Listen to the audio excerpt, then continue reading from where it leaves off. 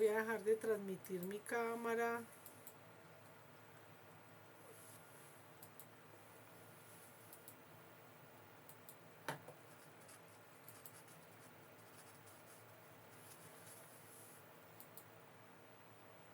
Bueno, entonces vamos a continuar con... vamos a empezar como a ver por grupitos de enfermedades y pues a resaltar como las cosas más importantes. Vuelvo y repito, estas son de las enfermedades que son como más complejas para el diagnóstico desde el punto de vista clínico, porque presentan casi que las mismas manifestaciones en todo el grupo de enfermedades. Entonces vamos a empezar con las alteraciones que tienen que ver con la carnitina.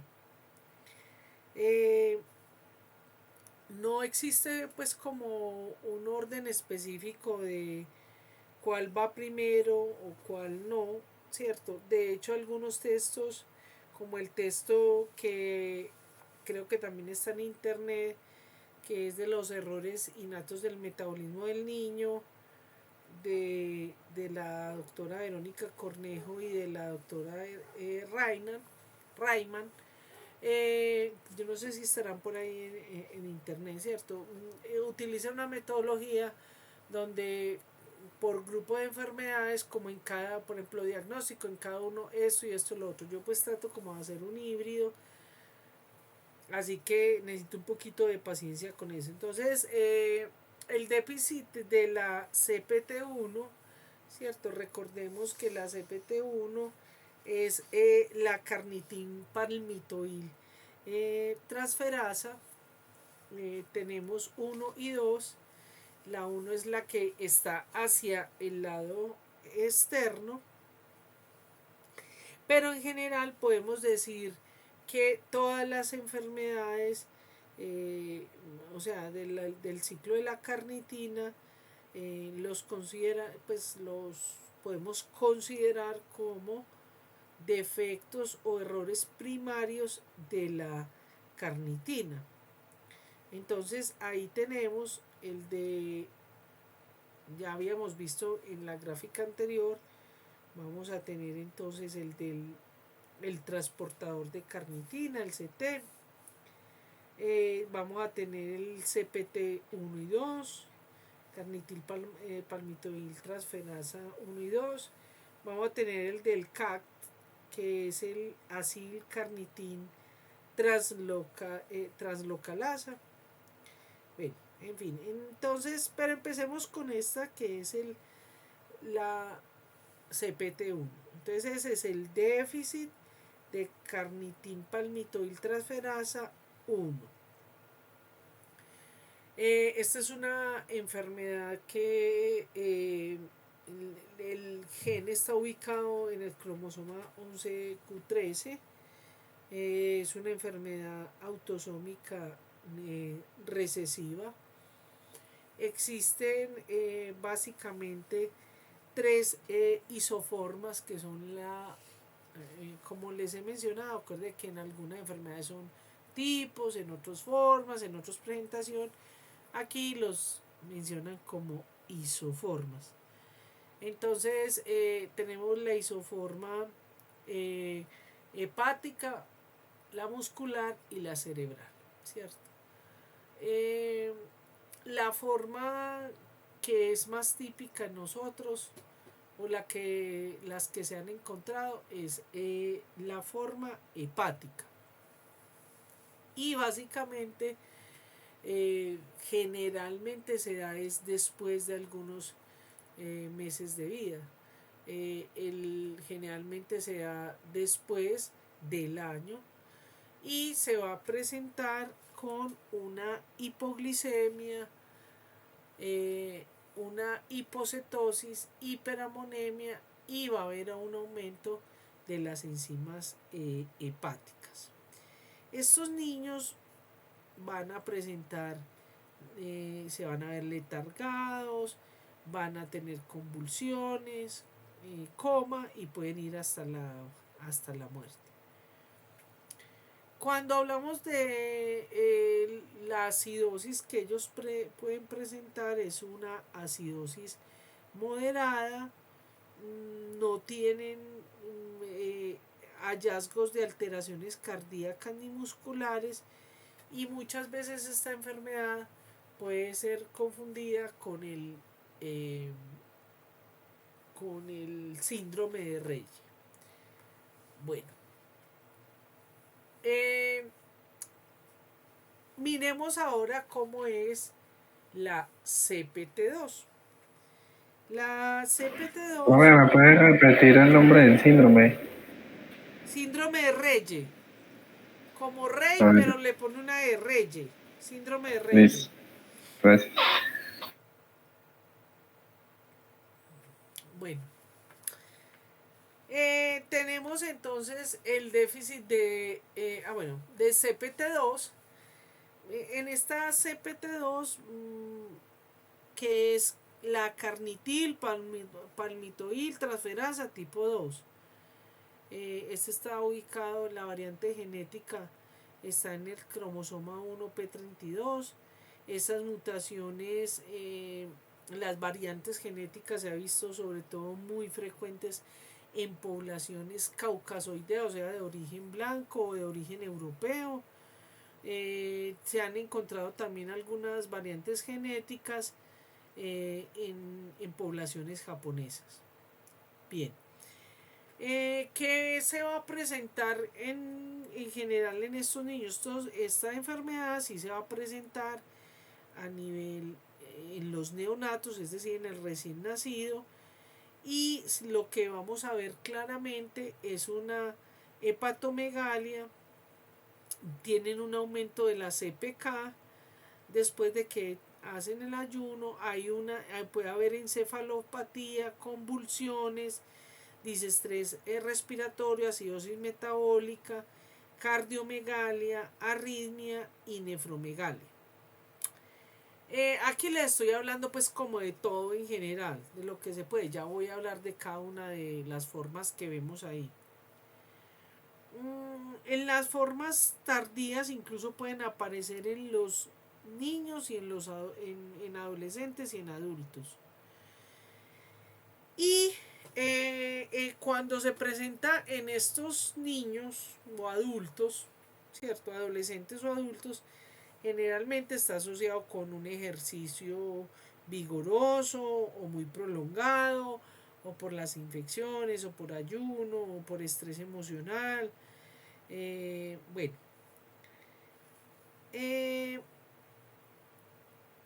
vamos a ver entonces los tres fenotipos clínicos que hay, que son la forma neonatal, que se presenta más o menos entre las horas y los 4 días. Es generalmente esta presentación o esta forma es muy letal. Generalmente los niños se mueren, presentan convulsiones, hepatomegalia, cardiomegalia, arritmia y dismorfias. En la forma infantil o la forma hepatocardiomuscular se presenta entre los 6 y 24 meses. Tiene entonces hipoglicemia, hipocetosis, convulsiones hiperamonémicas, está aumentado la CPK, o sea, la creatinfosfato o CK, como se conoce en otros países. Tienen hepatomegalia y generalmente mueren por una falla hepática aguda. En la forma miopática, entonces se conoce como la forma que es dada por un evento gatillante. Un evento gatillante es un evento en el que hace que hayan las manifestaciones clínicas. Entonces puede ser, ya las mencioné anteriormente, y eso puede evolucionar hacia síntomas como las mialgias, la mioglobinuria, la CPK, porque tiene un compromiso muscular importante. En esta no se presenta alteraciones cardíacas. Bueno, antes de seguir con eso, quiero mencionarles un poquito de la que tiene que ver con la CT. que es el transportador de carnitina, que no es tan frecuente, se llama déficit del transportador de carnitina. En la deficiencia o el gen está en el cromosoma 5q31. Básicamente se presenta en la infancia y se reconoce porque los niños son inapetentes, irritables, letargados, pueden llegar a coma y muerte súbita. También pueden presentar hepatomegalia, hiperamonemia, aumento de las transaminasas, cardiomiopatía, debilidad muscular, algunos presentan anemia, y es muy interesante porque esa anemia no cede al tratamiento con hierro. Y ya los niños que son más grandecitos pueden desarrollar una cardiomiopatía progresiva. Bueno, ahora, ¿cuál es el tratamiento para estas que acabamos de ver? Bueno, se me olvidó una cosita, mencionar la de el CACT, o sea, la del CACT, o sea, acilcarnitina translocalasa, que está ubicada en el cromosoma 3p21. En esta, cuando hay deficiencia, recuerde que esta acilcarnitina translocalasa va a presentar cardiomiopatía precoz, arritmia ventricular, apnea, y puede llegar a aparecer daño neurológico, cardíaco y hepático. Ahora, ¿cómo es el tratamiento para estas tres? Básicamente, lo que corresponde a todo eso, que es el fraccionamiento o pues la dieta fraccionada de grasas. Pero hay algunas particularidades dependiendo la enfermedad. Entonces, por ejemplo, en la CPT1 tenemos que dar la fécula de maíz o el almidón crudo, ¿cierto? La dieta alta en carbohidratos, restricción de grasas, y a esto se les da suplementación de L-carnitina. En la CPT2, igualmente hay que hacer la restricción de grasas, aumento de ácidos de carbohidratos, y cuando están como en crisis, lo que se les da se hace fluidoterapia, tratamiento con glucosa y manejo de insulina por hiperglicemia.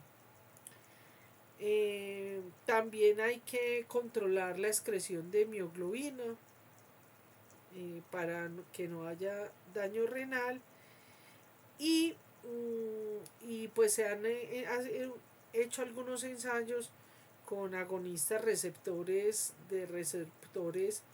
delta perixosomales. Bien. Con respecto al de la CT, o sea, del transportador, esta es como la de mejor pronóstico porque con la suplementación con carnitina mejoran de manera drástica la función tanto cardíaca, muscular como hepática. Y lo que hay que evitarle es el ayuno al paciente y fraccionamiento de grasas. Bien. Vamos ahora entonces a empezar con el otro grupo de errores innatos del metabolismo de la oxidación de ácidos grasos. Ya acabamos de ver estas que están aquí. A ver que no había puesto el puntero. Estas de aquí ya las vimos. Ahora vamos a ver todas estas que están directamente relacionadas con la beta oxidación. Y se conocen así, efectos de la beta oxidación. Entonces aquí los vemos. Básicamente están en ellos están implicados los genes, ahí existen variantes genéticas de los genes que expresan las enzimas eh, de la beta oxidación, como lo vemos acá. Bueno, vamos entonces a empezar con esta que es lo que se llama la deficiencia de 2,4-dinoilcoenzima reductasa, también se conoce así como DCR. Y vamos a ver algunas que no, pues realmente no han sido bien descritas porque han habido muy pocos casos, pero que es interesante mencionarlas, y es la CPT1B, la crotanasa, la MCKAT y la DCI. De eso no se tienen que aprender nada, simplemente les estoy ilustrando que eso existe pues en este grupo de enfermedades.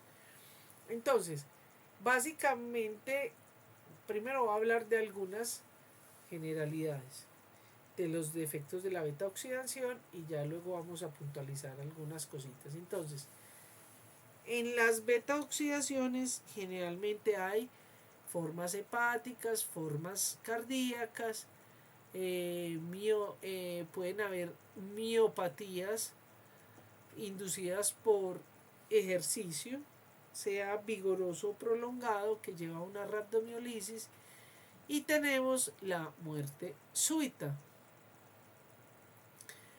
Esa muerte, dentro de esa muerte súbita puede ser por hipoglicemia, puede ser hipocetóxica o por alguna enfermedad cardíaca.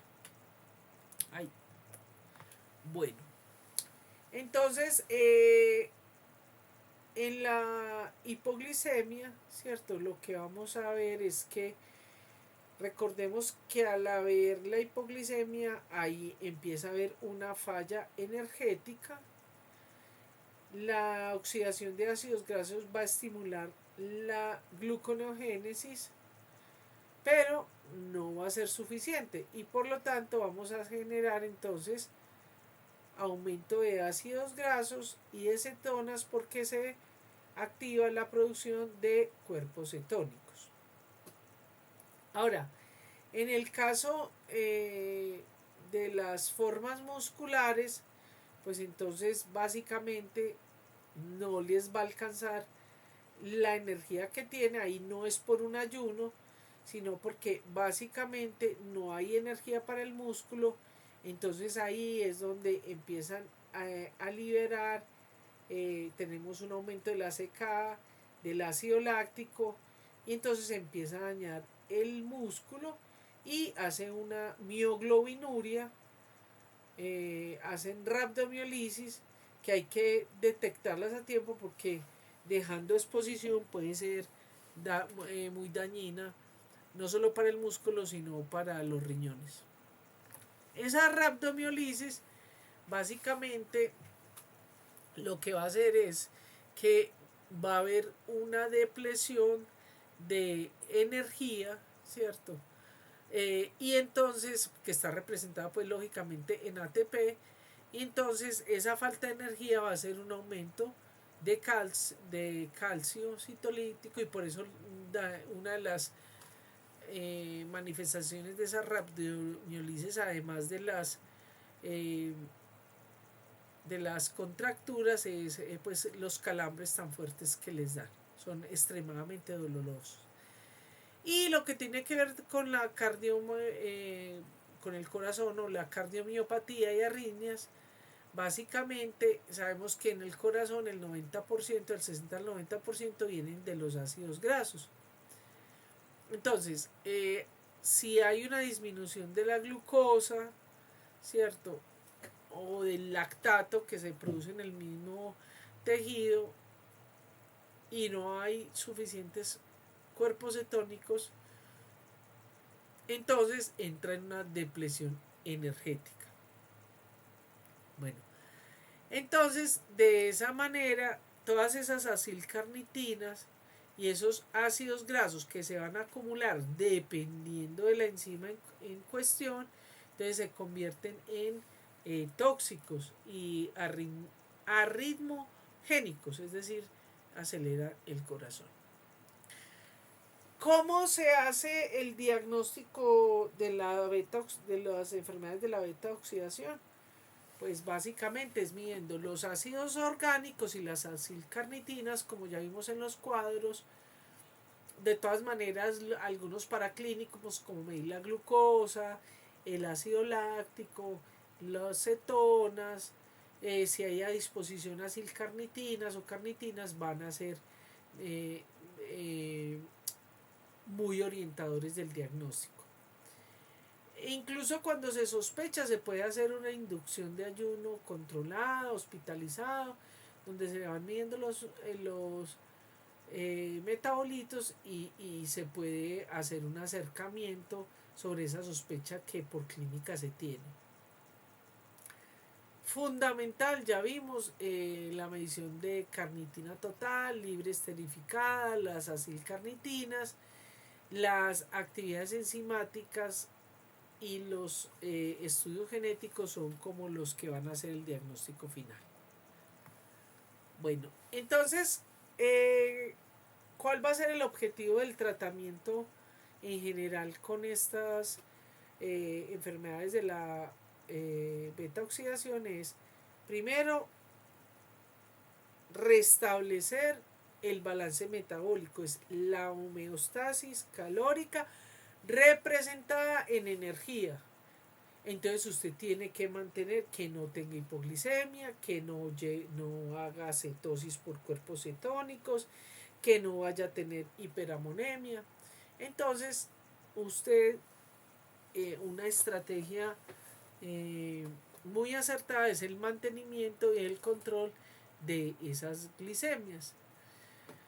Ahora, como muchas veces cuando hacen esas crisis y hacen hipoglicemias, entonces se empieza a hacer terapia de fluidos con glucosa y empiezan a hacer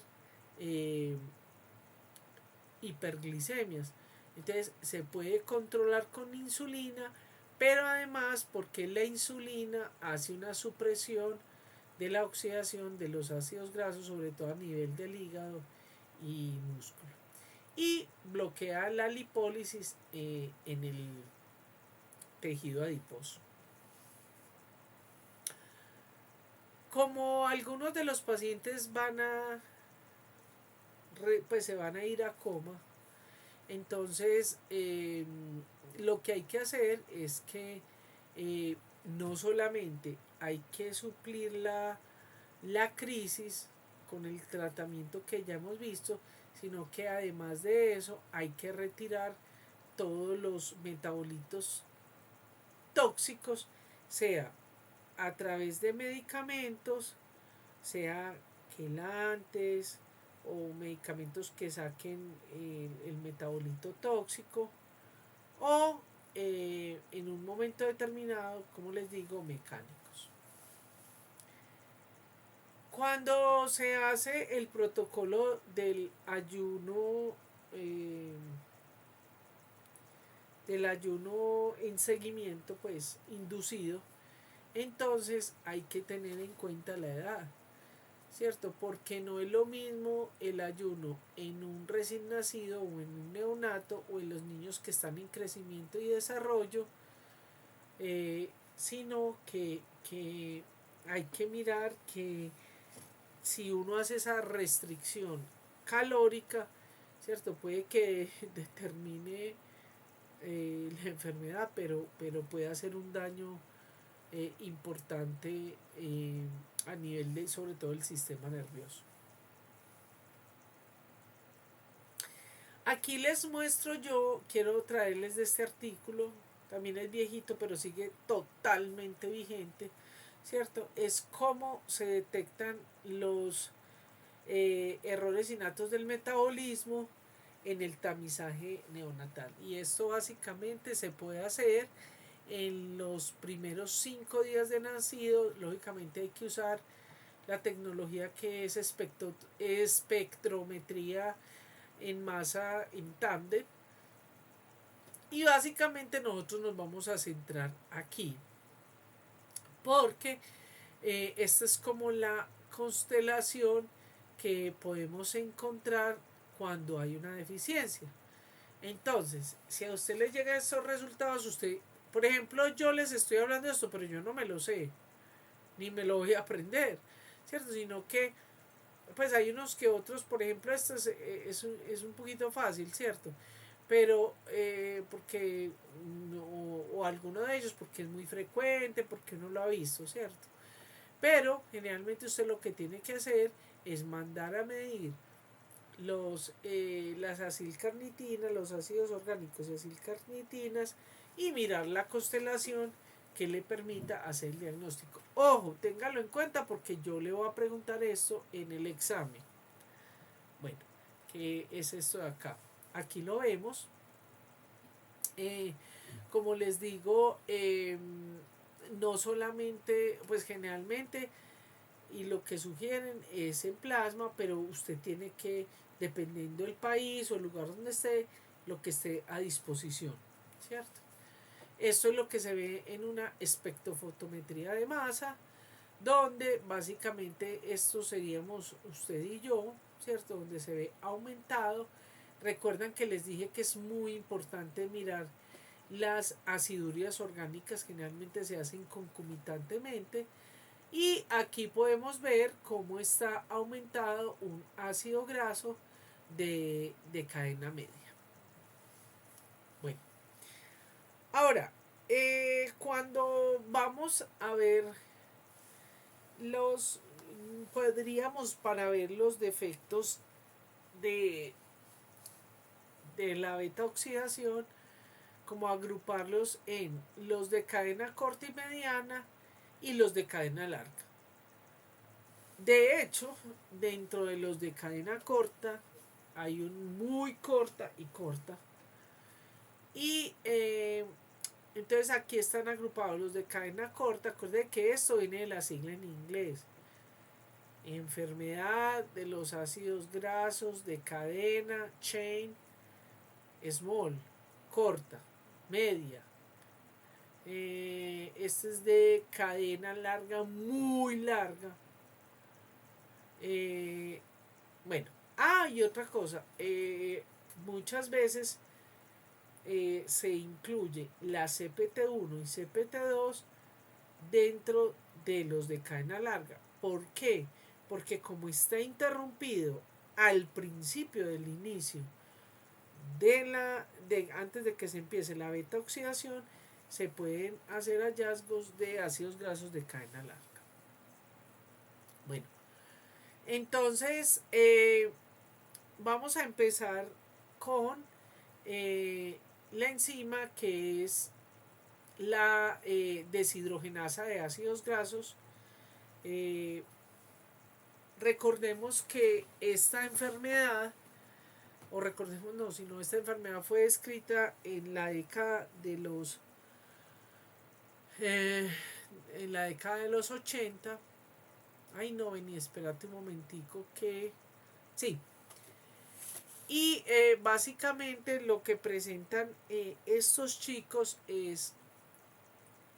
hacen coma, cuando hacen un ayuno hacen coma, tienen debilidad muscular o hipotonía y tienen cardiomiopatía. Y aquí hay una disminución en la carnitina. Se puede hacer el diagnóstico. El diagnóstico se puede hacer por cultivo de fibroblastos, es decir, la actividad enzimática, o se puede hacer por prueba genética.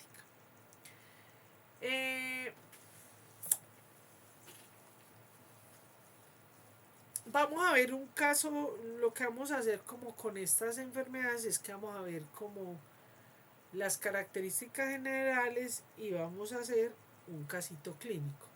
Entonces aquí vemos un caso, es un niño que nace, los papás son sanos, no son familiares, tiene dos hermanos sanos y una niña una hermanita que se murió A los 2 meses no se supo por qué.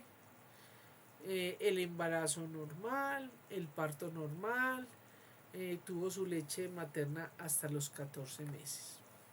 Bueno, a los 8 meses, el bebé entonces llevaba 20 días con diarrea, con vómito, ya tenía compromiso de conciencia y hepatomegalia. Esa fue la primera vez que lo hospitalizaron. Cuando le hacen los paraclínicos encontraron que había hipoglicemia, acidosis metabólica y aumento de transaminasas. Le hacen su biopsia hepática y ¿qué le encuentran? Infiltración de grasas micro y macrovasculares, que es esto que vemos acá. Le hacen una segunda hospitalización y entonces pues fue a los 8, o sea, como a las 2 semanas, con vómitos, deshidratación, hepatomegalia, y entonces ya ahí sí le hacen, como ya tiene la sospecha por la clínica, le hacen los paraclínicos. ¿Y que encontraron en los ácidos dicarboxílicos? Encontraron que tenía aumentado el C10, el C12, el C6, el C8. ¿Qué diagnóstico nos hace ese? Nos hace el diagnóstico de una deficiencia de ácidos grasos de cadena larga. Entonces, los que están con cadena larga, habíamos visto entonces que era el que tiene la deficiencia de la deshidrogenasa de cadena larga. Vamos a ver este otro. Este es enfermedad de ácidos grasos de cadena media. Y es que igualmente más o menos en la década de los 80 fue descrita esta enfermedad, ¿cierto? Entonces, este defecto es una deficiencia de la acilcoenzima deshidrogenasa de cadena media. Se sabe, la mayoría de variantes genéticas que se han encontrado son en estados homocigotos, que son estas dos, no se tienen que aprender eso. Es de las que están más frecuentes de todas las acidurías orgánicas, están de manera importante. Básicamente estos chicos lo que van a presentar es un aumento de los ácidos dicarboxílicos, el C10, después de que hacen un ayuno de 12 horas, y el C8 empieza a aparecer desde las 9 horas.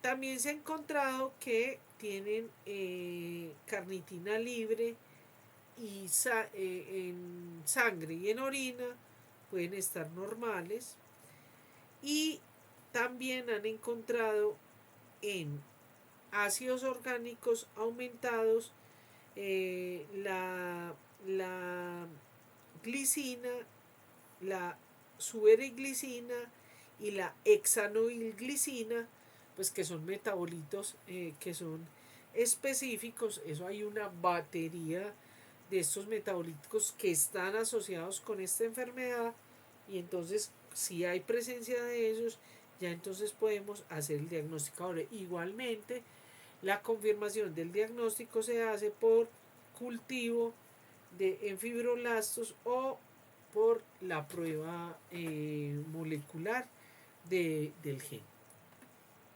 ¿Me podría decir cuál era la deficiencia? La deficiencia es de la acilcoenzima deshidrogenasa de cadena media.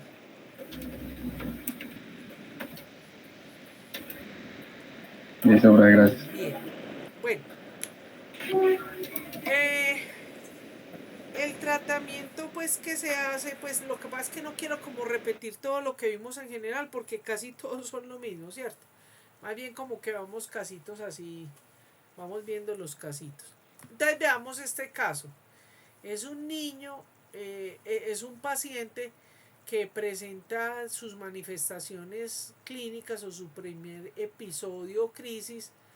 eh, eh, Está en una edad entre 3 y 24 meses de edad y que presenta en esos episodios que están en ese rango, ¿cierto? Hipoglicemia, letargia, náuseas, vómito, acidosis, metabólica, hiperamonemia, incluso llegó a ser un coma después de un ayuno prolongado.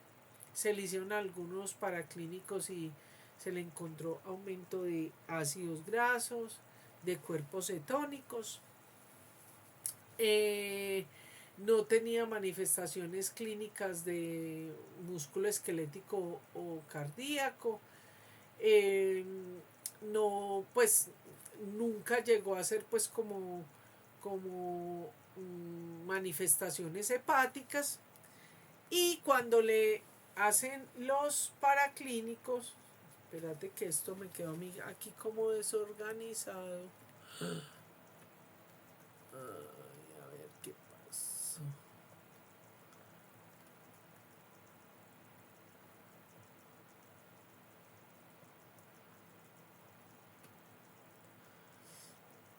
Discúlpenme ustedes, pero no sé qué pasó aquí. Ah, es que yo estoy equivocada. No, perdónenme, por favor, queridos estudiantes, ya estoy como cansada. Discúlpeme. Esto que les muestro aquí son como las generalidades de los de cadena media, ¿cierto? Que los episodios se pueden presentar entre los 3 y 24 meses de edad, ¿cierto? Que es cualquiera de estas cosas. Muy bien. Vámonos aquí al caso clínico. Entonces, el caso clínico es un niño que es sano hasta los 8 meses. Esto que es muy típico en estos pacientes, ¿cierto? O hacen un cuadro viral, o les ponen las vacunas, o hacen algún tipo de infección, y entonces tienen vómitos, somnolencia, pues es decir, empiezan a tener unas manifestaciones que es incluso muy difícil decir que no es del cuadro viral que presenta.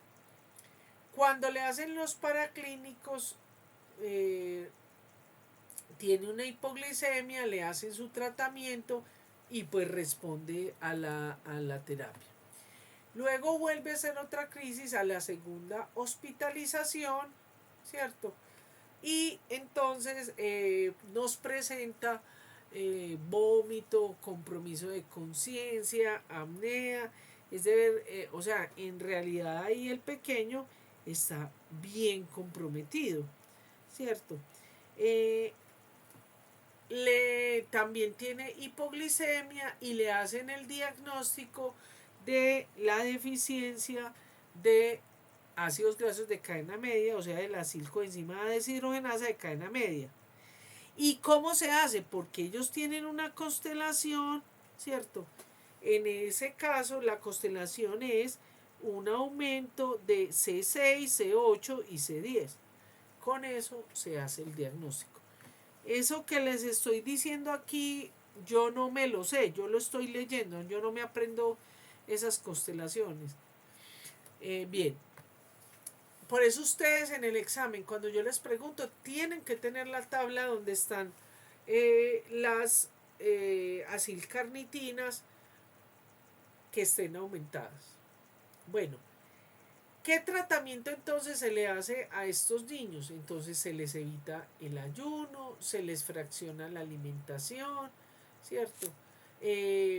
Hay que controlar la alimentación cuando tienen un estrés fisiológico, representa una virosis, una vacuna, bueno, lo que sea.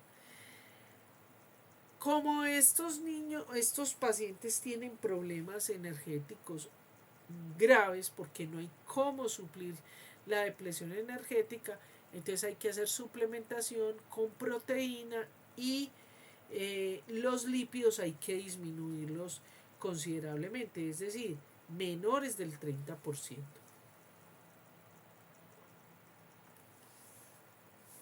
Como ya habíamos visto en estas enfermedades, hay que, además de que la dieta es hipercalórica en carbohidratos, entonces hay que suministrarles su fécula de maíz o almidón crudo. Dependiendo del estado del paciente, entonces hay que fraccionárselo. Hay algunos en que incluso hay que hacerles administración nasogástrica nocturna. Eso ya pues el médico tratante va viendo cómo va administrando eso. Muy importante aquí, y es que hay que evitar los cereales. Incluso hay que evitar algunos granos secos. ¿Por qué? Porque estos granos son ricos en estos ácidos grasos de cadena media. Por eso hay que evitar los cereales, ¿cierto? Bien, entonces el desayuno, ¿cierto? Con cereales, ¿cierto? Que generalmente esos desayunos pues les echan o azúcar, o miel, o mermelada. Entonces hay que controlarlo, cambiar los cereales por otro tipo de carbohidrato, como por ejemplo el pan blanco, el arroz blanco, las galletas que no tengan fibra, el maíz dulce, ¿cierto? Bien. También en el momento en que están en la crisis, entonces se hace lo que se llama el tratamiento o la terapia de líquidos. Esa terapia de líquidos tiene que ser de acuerdo a los dictámenes del médico tratante más la nutricionista, porque de acuerdo a la talla y el peso tienen que hacerle los cálculos. Por ejemplo, en los lactantes es de 1.5 mililitros por calorías, ¿cierto? Entonces, ya en ese líquido usted tiene que ver si le van a adicionar glucosa o carnitina o glucosa o carnitina o... Ay, se me olvidó. Bueno, en fin. Todos los compuestos que estén orientados hacia el manejo de la homeostasis hay que hacerles un cálculo, ¿cierto? Bueno, la carnitina. Traigo esto porque sigue siendo controversial la carnitina en algunos de estos pacientes, incluso en las personas que no tienen, ¿cierto? Porque lo que al dar la carnitina, ¿cierto? Recordemos que ya habíamos visto antes que promueve la beta oxidación. Entonces, como tenemos la deficiencia de una enzima, entonces pues no es como muy difícil controlar esa carnitina, cómo puede acoplarse con la beta oxidación. Vamos a ver ahora la beta oxidación de ácidos grasos de cadena pequeña. También fue descrita en la década de los 80. Básicamente esta es una deficiencia de acilcoenzima A deshidrogenasa de cadena corta, ¿cierto? Esta es una enfermedad que básicamente presenta problemas, una debilidad muscular, va al incremento ponderal y hay un retardo en el desarrollo.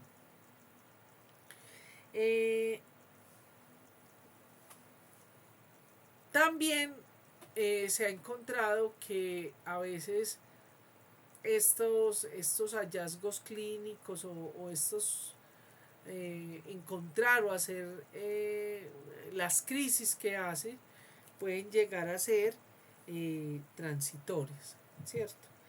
Generalmente aparece entre los 2 meses y 2 años, ¿cierto? Bueno, sigamos acá. Entre los 2 meses y 2 años, generalmente son con un efecto gatillante, es decir, que por ejemplo hacen un cuadro infeccioso o que le ponen la vacuna o un ayuno prolongado. Eso se da sobre todo cuando el niño hace la transición, aquellos que no les han quitado la leche hacen la transición a la comida normal, ¿cierto? Entonces ya usted sabe que los niños lloran, comen y hacen sus necesidades. Entonces cada que llora la mamá revisa si es que tiene hambre, si está mojadito, ¿cierto? Pero ya a medida que van creciendo, a veces el llanto no es indicativo de ayuno. Entonces cuando se prolonga ese ayuno, se puede presentar la enfermedad. Ahora, dentro de esta de cadena corta se han descrito dos formas que son una la forma que es la que presenta hipoglicemia sin citosis y, y la otra, cierto, que es hipoglicemia sin cetosis, pero tienen retardo mental. Ellos pueden también mostrar en cualquiera de sus formas, tienen hipotonía, o sea, la debilidad muscular, a veces presentan una hiperactividad, pueden tener atrofia de grupos musculares, pueden presentar, por ejemplo, escoliosis por la debilidad, no porque tengan una deformación, sino por la debilidad muscular. Pueden llegar a presentar o no pueden presentar convulsiones, tienen problemas, retrasos en el lenguaje, algunos presentan oftalmoplegia, o sea que son viscos, generalmente son progresiva y externa, o sea, acuérdense que los viscos pueden ser para el centro, para un lado, para el otro, o un ojo para un lado y uno para el otro, ¿cierto? Bien. También pueden presentarse esas miopatías en los niños, es decir, ellos nacen normal, están bien durante algunos meses o los primeros años de vida están bien, pero después empiezan a presentar una miopatía. ¿Cuándo se complica todo el cuadro? Cuando ellos tienen una hepatomegalia por infiltración grasa, ¿cierto? E incluso eso puede llevar a que haga una falla hepática aguda y entonces, por ejemplo, en una vacunación o en una virosis, es decir, un episodio grave agudo, hace una falla hepática y puede causarse la muerte. Una de las explicaciones por qué esta enfermedad puede traer problemas neurológicos, cognitivos, ese retraso, parece ser que hay una acumulación de esos aminoácidos de cadena corta, pues a nivel del cerebro. Bien. De estos pacientes también hasta el momento se han diagnosticado 39 pacientes en el mundo. Entonces realmente es poco frecuente. Aunque yo por mi experiencia no estoy muy de acuerdo con eso. Yo creo que el problema de estas enfermedades es que los niños se mueren o pasan desapercibidos sin saber realmente qué es lo que les pasa. Entonces, pues, no sé, yo me reservo el derecho de creer de que solo hay 39 pacientes.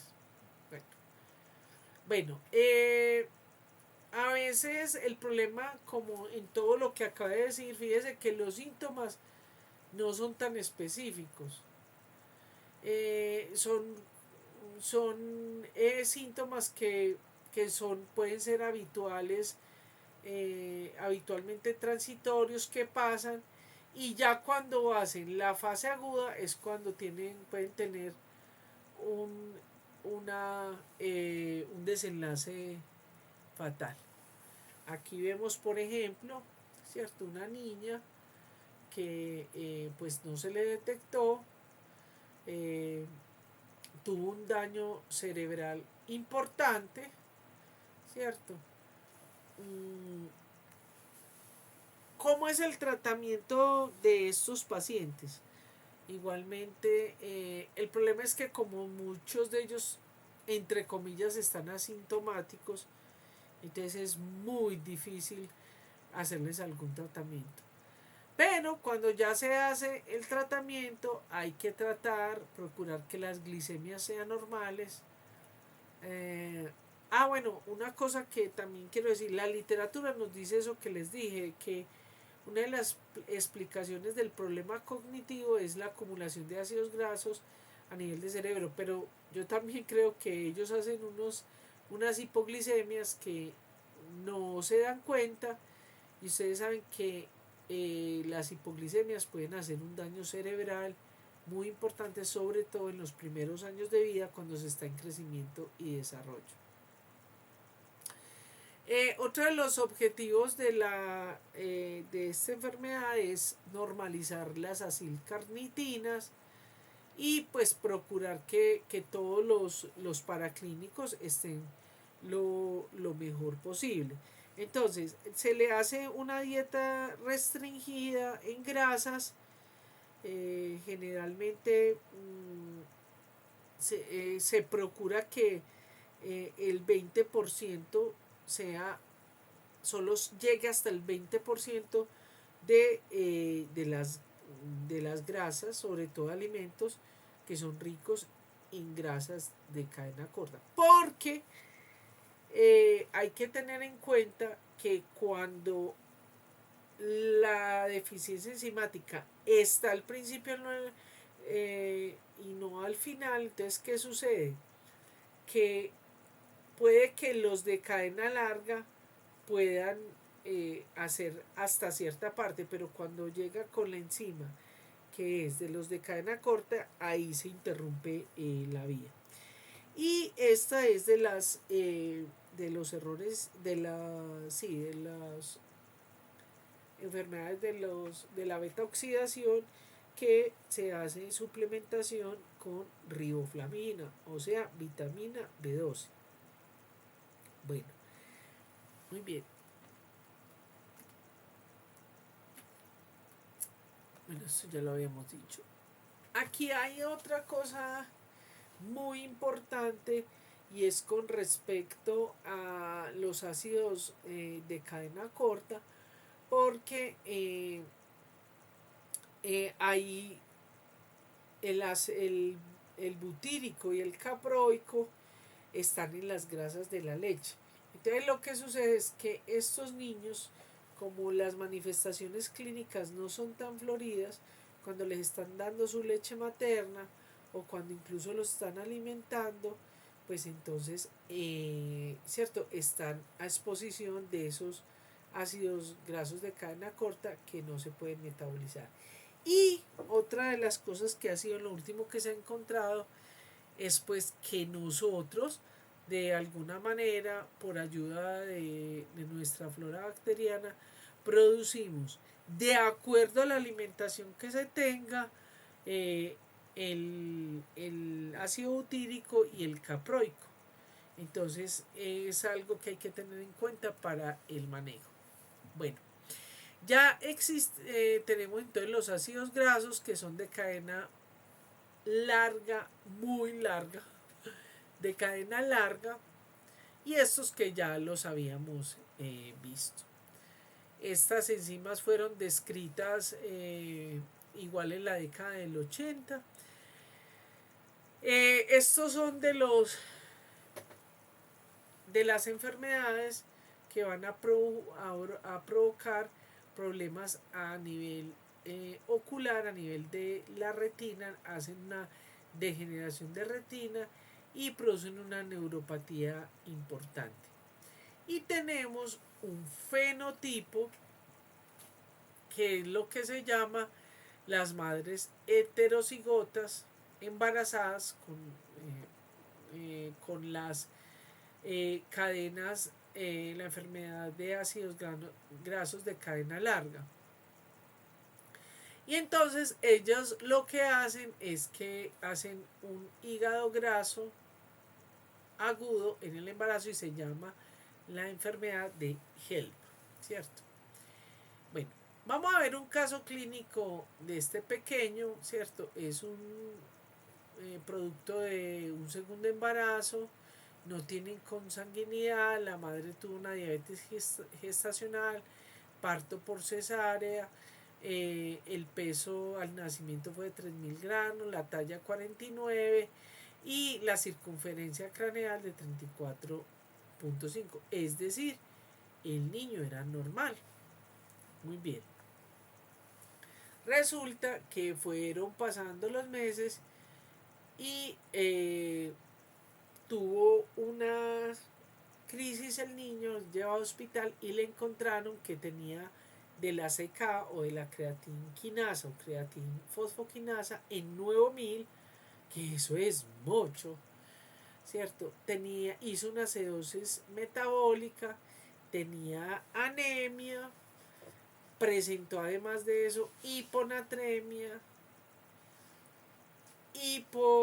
o sea, disminución de sodio, hiperuricemia, aumento de ácido úrico, hiperamonemia, aumento de amonio y hiperlactatemia, aumento de ácido láctico.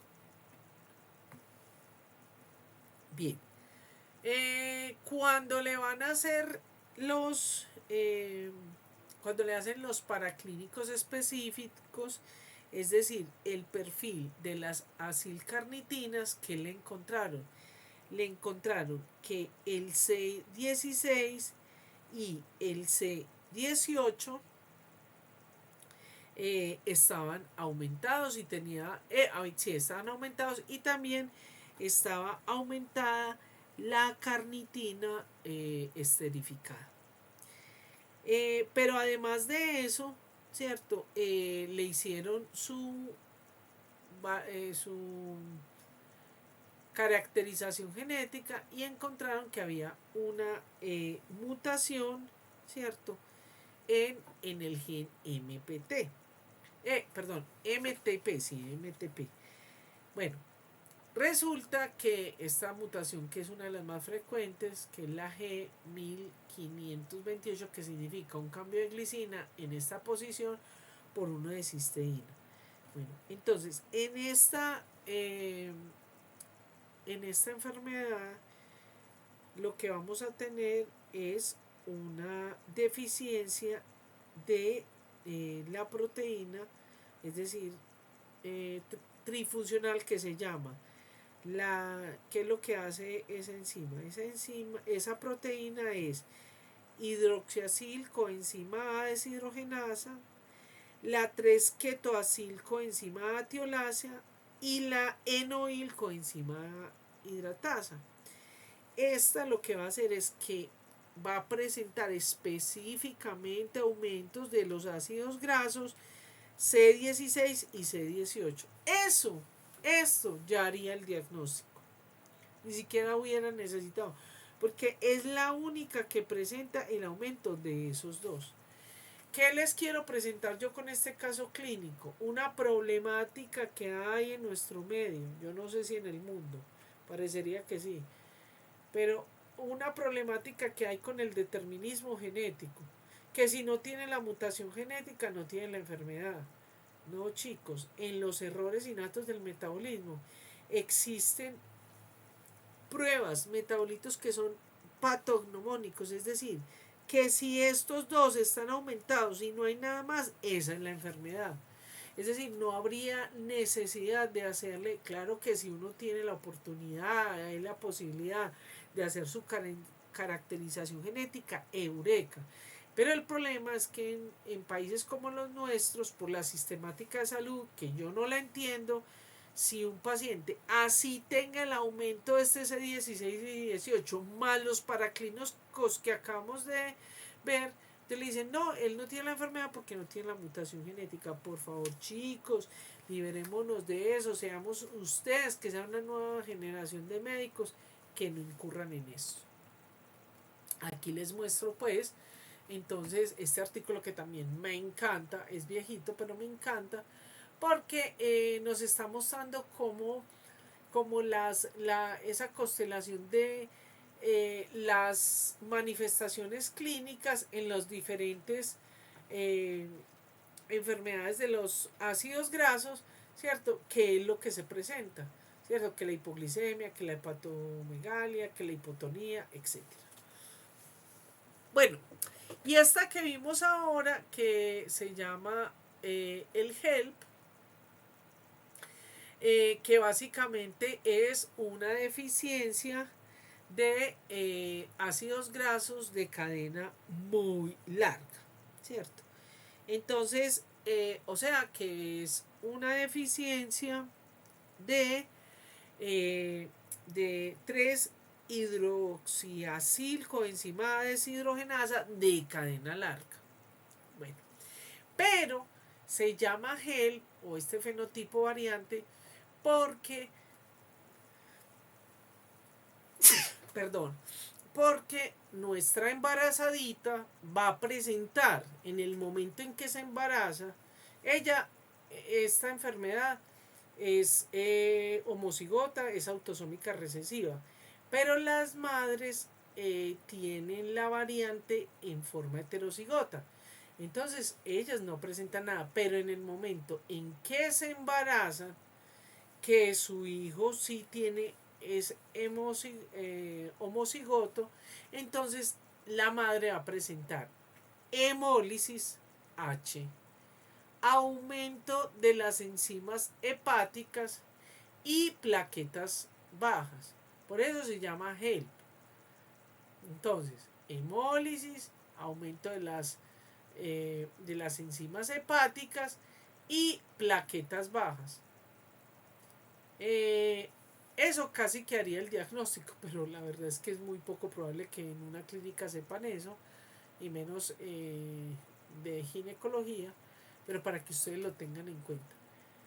Ahí lo que hay que hacer es simplemente procurar ayudar a la madre, ¿cierto? De que no se vaya a complicar, se hace lo mismo como si tuviera la enfermedad de ácidos grasos de cadena muy larga. Se hace el mismo tratamiento a la madre si está presentando esto. Y en cuanto a los mecanismos de esto, pues no es muy claro. Parece que hay una hepatotoxicidad por los ácidos grasos, y pues como la paciente está en embarazo, y entonces por el crecimiento y desarrollo del bebecito o la gestación, entonces hay poca utilización de esos ácidos grasos. Entonces parecería que es eso, pero eso todavía está en cuestión. Ahora, lo que sí es claro y se sabe es que puede llevar, pues tiene riesgo de mortalidad. Bueno, ¿cómo es la retinopatía en estos pacientes? La retinopatía es en el 70% de los casos, se presentan unas lesiones maculares que se llaman las lesiones de salpimienta. Algunos de ellos presentan miopía, tienen acortamiento del campo visual, atrofia coriorretínica, y pues no se sabe si hay deficiencias de los DHA. Eso pues no es muy claro. Aquí tenemos esto que ven ustedes aquí, es lo que se llama la retinopatía en salpimienta, porque literalmente cuando se ve un fondo de ojos como si le echaran a eso sal y punticos negros, o sea, pimienta. Esta enfermedad, si no se maneja, puede llegar a ser grave, mortal.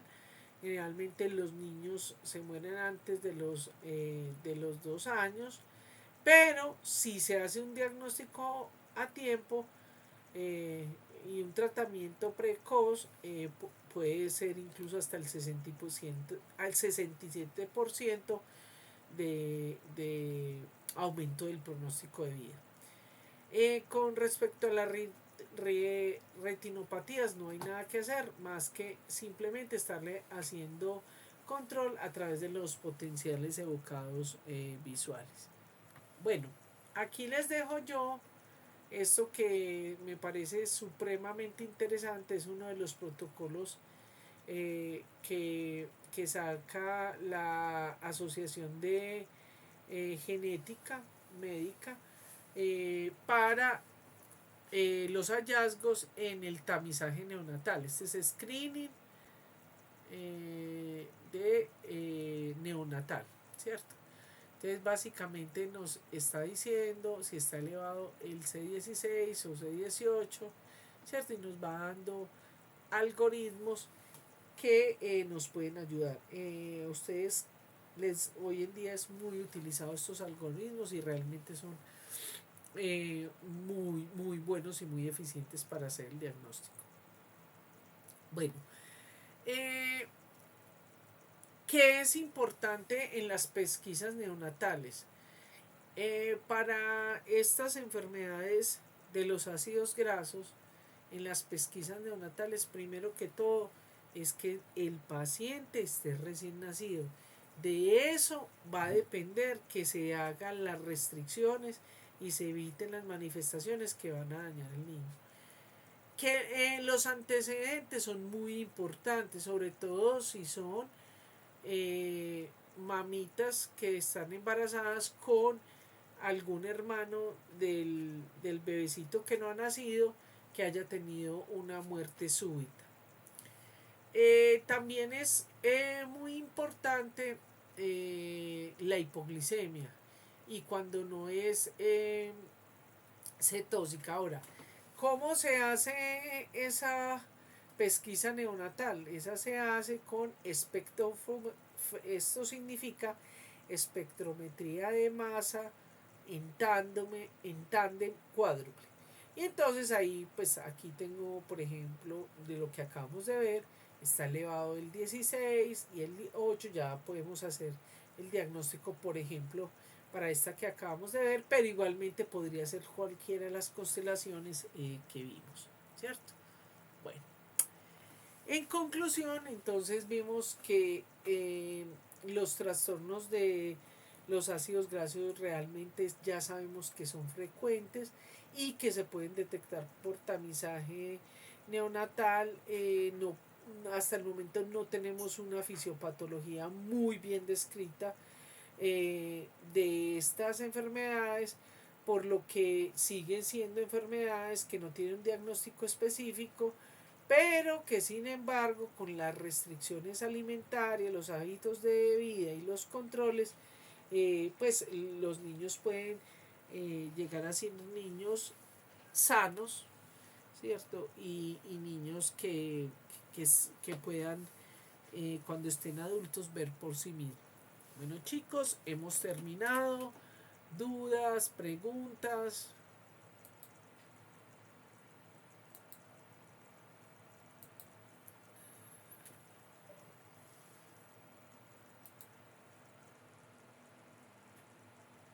Bueno, listo, chicos. Bueno, que estén muy bien. Muchas gracias. Nos vemos el próximo lunes. Chao, gente. Hasta luego, profe. Chao. Hasta luego, profe. Gracias, chao. Tan bellos. Gracias, chao.